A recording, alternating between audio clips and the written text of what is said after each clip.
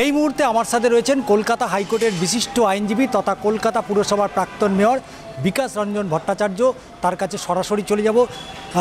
দিলীপ ঘোষের 61তে বিয়ে হচ্ছে, যা নিয়ে সোশ্যাল মিডিয়াতে তুমুল একটা আলোচনার বিষয়, কি বলবেন? যারা এটা নিয়ে আলোচনা করছেন তারা অসভ্য, বর্বর, অত্যন্ত নিম্ন রুচির।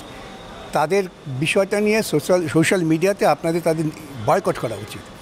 কোনো একজন মানুষের ব্যক্তিগত জীবনে কখন তিনি বিয়ে করবেন, কখন তিনি কি খাবেন, কোথায় সঙ্গে থাকবেন, এসব নিয়ে যারা আলোচনা করে তারা অত্যন্ত নিম্ন রুচির, নিম্ন সংস্কৃতির মানুষ।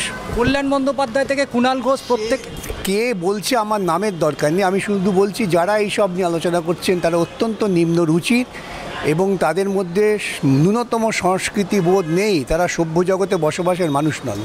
বলছেন যে সঙ্গতে এত বছর থাকার পরেও এই রকম একটা সিদ্ধান্ত। আমি আবারও বললাম তো, এই প্রশ্নগুলো যারা তুলছেন তাদের সভ্য জগতে বসবাস করার অধিকার নেই। আমরা কথা বললাম কলকাতা হাইকোর্টের বিশিষ্ট আইনজীবীর সাথে এবং তিনি যেটা জানালেন যে তার যে এই সিদ্ধান্ত, অবশ্যই সেই সিদ্ধান্তকে স্বাগত জানালেন বিশিষ্ট আইনজীবী এবং এ বিষয় নিয়ে যে বা যারা এই ধরনের মন্তব্য করছেন তাদেরকে কড়া ভাষায় জবাব দিলেন হাইকোর্টের বিশিষ্ট আইনজীবী বিকাশ রঞ্জন ভট্টাচার্য। চিত্র সাংবাদিক প্রসেনজিতের সাথে ষষ্ঠী।